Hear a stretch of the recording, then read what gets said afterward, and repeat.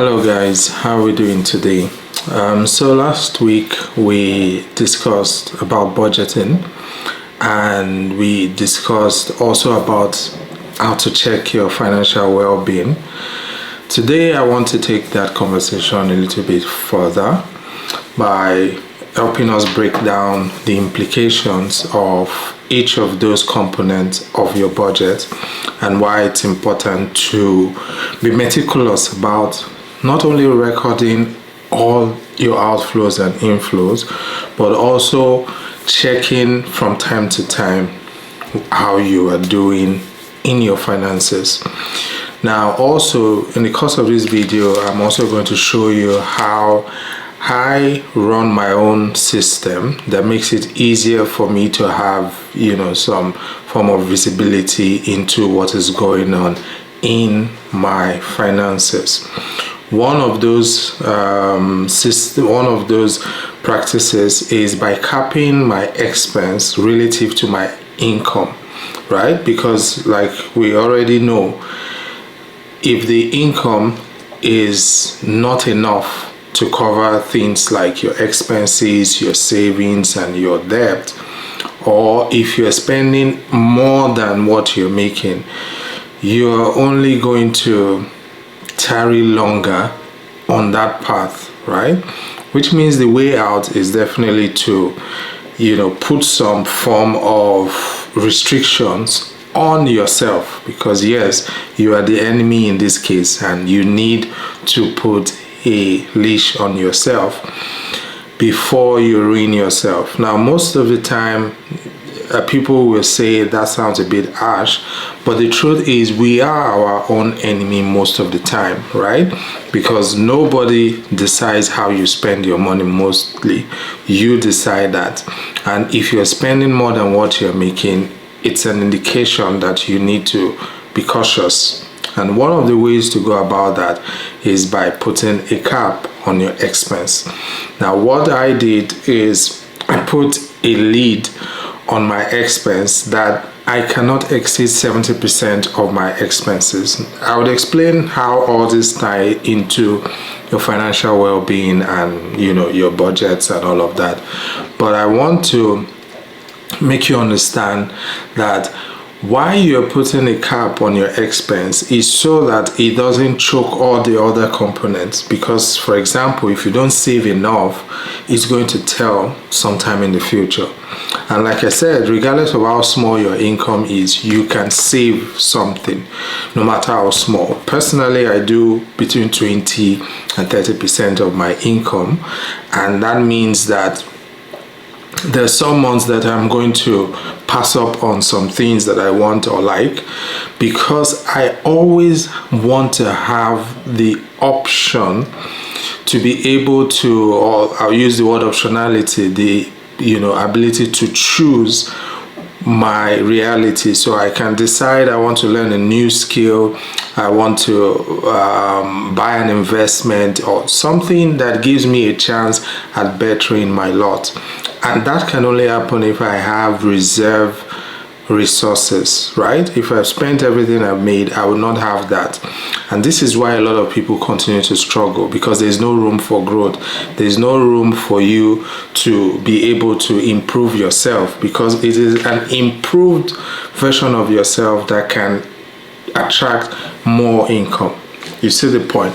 So your choices, even though it is forced on you by, so for example, in my country where salaries are low, people can get away with saying, oh, my income is very low, there's nothing I can do. But the truth is, if you really want to help yourself, you've got to do something, which means you've got to make sure to cap your expenses, not more than a certain amount. Now, in the last 2 years, I've had my mentees follow this system that I use, and many of them have had sterling feedbacks to tell me that this thing has literally transformed their lives. Just last Christmas, one person wrote a message to me and said, thank you for teaching me about budgeting and savings, that because over the years, I have never had a Christmas that I did not go into debt. This was the first time that I am having more than enough and even have some left that I want to invest. And that really warmed my heart, because it means that that person have gone from spending all they get to being able to create a buffer, a reserve.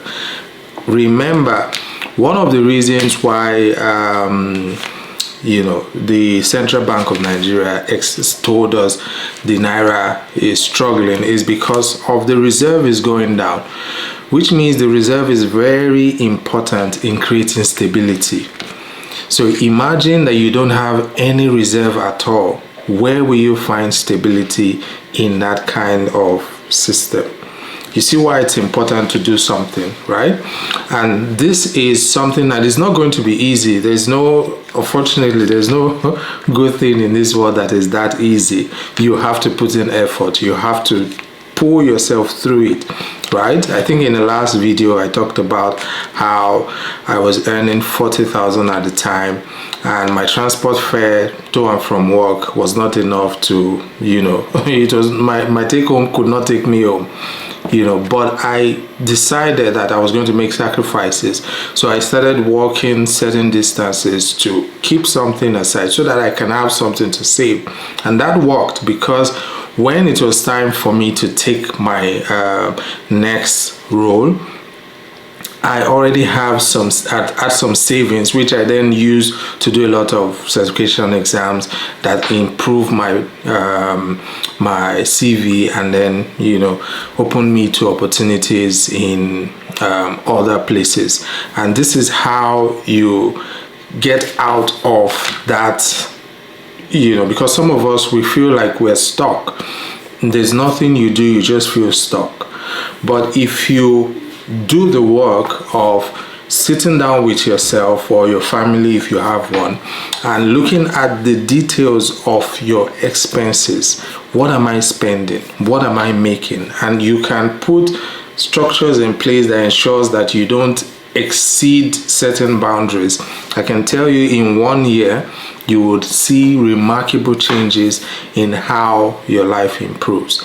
And this is the whole idea. This is what I am preaching, and that's why I believe that the more you understand this, and some of these things will only become more clear to you as you practice them. So it's not just to learn about it, you also have to do it, right? And if you're feeling like 70% is too tight for you, you can make it 85%, but there has to be a cap. If you're spending more than 100% of your income, you're going to be in serious trouble.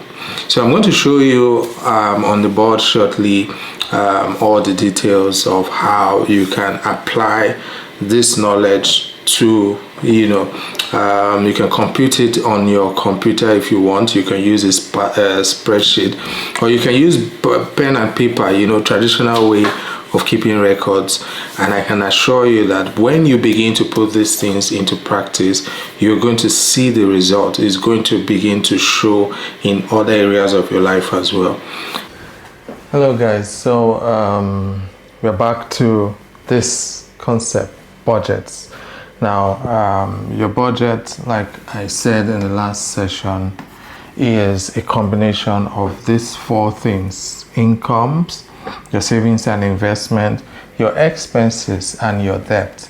Of course, you can tell just by looking at this image that if these 2 is smaller than these 2, you're going to have a problem, right? Because if your income is too small and your expenses and debt is outsized, it's going to consume everything that is on this side of the picture, and you don't want that to happen, because then your financial well-being will be shaky. Let me remind us of the financial well-being formula like we had the last time. So the financial well-being formula says that FW is equal to I minus E minus SI minus D. Now, many of us, we'll wonder, okay, how do we compute this in a consistent way. Now, one of the easiest way is to set up a spreadsheet that can, help you output this. But what you put into this will be dependent on the data that you supply to it. So it means that if your data is not very good, which means you're not properly recording this and this, well, this is usually easy, right? Because you know all the money that comes in. But this is where the problem is. This is usually very hard because, it's a bit difficult to tell sometimes when you have made an expense and you didn't record it. So this is where the main work is. You have to record all expenses. You need to record everything. Well, this is fairly easy too because you know how much you're owing and stuff. And this is usually hard as well because most people, they most of the time expend all their income, so it's hard to save, right? But if you are able to find a way to save, which I highly recommend, no matter how small, you have to save something. And that is why personally I use a system that is, I would explain it a little bit with this formula. Now, the reason for this is because like we said the other time, if your financial well-being is greater than 0, you are okay. If your financial well-being is less than 0, you are not okay. You are not okay, and you need to pay attention, right? So I'll use the financial well-being formula to explain my own system and how it worked for me over the years. So let's go over to that. So we have, so let's do this. We have I, E,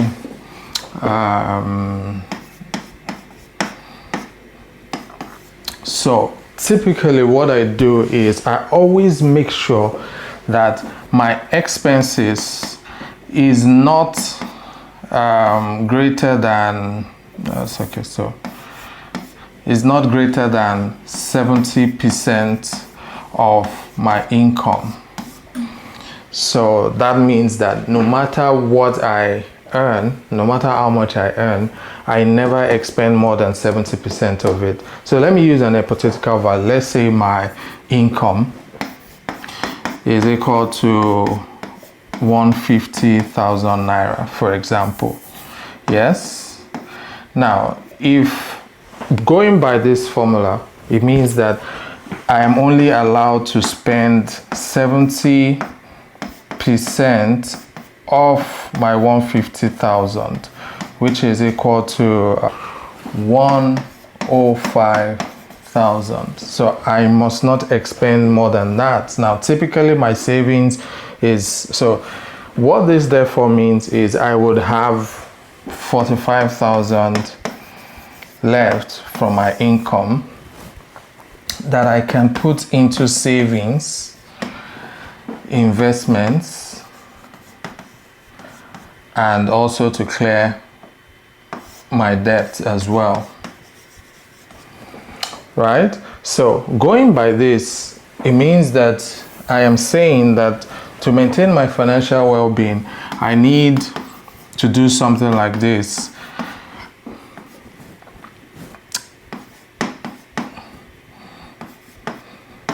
This will be my income.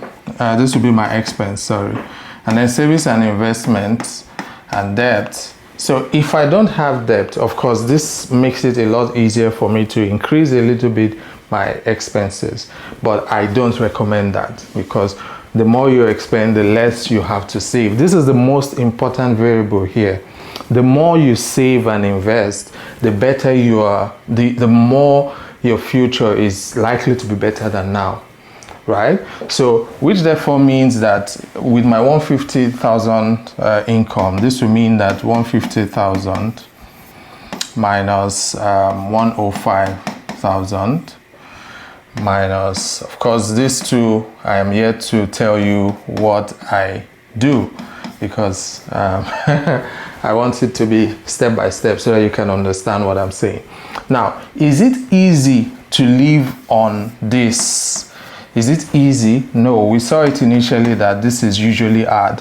It's very hard to cap your expense, but it is a necessity. You need to do it as a matter of life and death. Let me put it that way. So, and typically I usually save 20% of my income for my savings and investments. So that means that my savings and investments will be equal to something like, let me see, so 10%, 15 will be 30,000, right? So that means that I would have a total of, what will I call it now? That means I will have a total of 135,000 expended so far, leaving me 15,000 to pay my debts.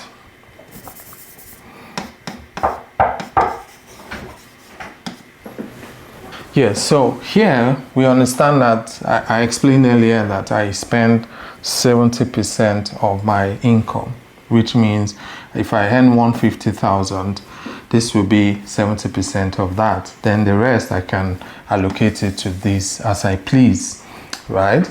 Now, I said that typically I spend 20% of my income on this part of the equation, which means that I will take 30% of my 150,000 and put it in savings and investment, and then I would have 15,000 left to cover my debt. Now, you might be saying, oh, but I have to pay my debt in bulk. My lenders are on my neck. They want me to pay. The truth of the matter is, you cannot pay with money you don't have, right? And it's important that you pay yourself first before you pay anybody else. And over the years, I have tried to use this system that I learned from one of the books I read, The Richest Man in Babylon, about how to renegotiate your debt. So for example, at the time when I had some debt to pay, I went to the lender and I asked to pay a certain fixed amount every month. Of course, after several back and forth, he agreed, and so it was easy for me to plug that into my system and get a reasonable amount to pay off every month. But what if, for example, you don't have debt? Then of course it means you now have more to allocate to both your expenses and your savings and investment. Even though I always advise not to increase expenses unless it is absolutely necessary, which means it's better to take out things that you don't need as much than add more, because usually, remember that the more you earn, the bigger your appetite. So as much as you become more interested in spending more, it's going to tell on your bottom line, right? And that's why, like I said before, if you plug in my explanation earlier, we'll still keep that formula there. The formula is this, so that we can see it in practical terms, what I've been explaining since. So like I said, my system, I say 70% of my income is equal to my expense, and I do 20% of my income. It's this. Now, usually when I want to save more aggressively, I take a little bit from here. I've had months where sometimes I did only 50% of my income, sometimes maybe even 30-40%. You know, I just let go of some things I don't need in that moment, because I could always, get those things later. There's nothing that is an emergency except it is life-threatening. There's no expense that is an emergency unless it is life-threatening. Always remember that no expense is an emergency. Now, typically, if you have debt, you have now 10% left of your income to allocate. Now, if you use this system, there's a high chance that your will be either negative or you will have this greater than 0. And once you do this, your finances will be in a better state of health compared to if you constantly have to spend beyond what you're making. Because the more you spend more than your income, you're going to have a hard time growing. You can't take special courses. You can't pay for anything that can improve your means. Do you get what I'm saying? So the key is to capping your expenses. The way I started is by capping it at 70% of my income. So no matter what, we only spend not more than 70% of all our income. Sometimes, of course, maybe there's an emergency, and that is why you need to have a savings that will include, other variables. So I will try and break down some of the ways you can save and invest to prepare your life for better opportunities in the future, and also how to increase your income, because the two ways to get into the green with your financial well-being is by increasing your income and also increasing your savings as well, so that you don't end up, because the more you increase your expense, the lesser your chances for growth. I hope this helps. Thank you. So thanks for watching. Feel free to ask your questions in the comment section. I'm happy to respond. Feel free to share your own experiences or your own scenarios, and so we can look at how to create a system for you that will be useful to you, because my circumstance is definitely not yours, so my context is different from yours, but we can look at it together and find a way to craft something that will work for you. Thanks for watching. Please like, subscribe, share with your friends. Feel free to throw me any questions or feedbacks. I'll be happy to look into them. Have a good one.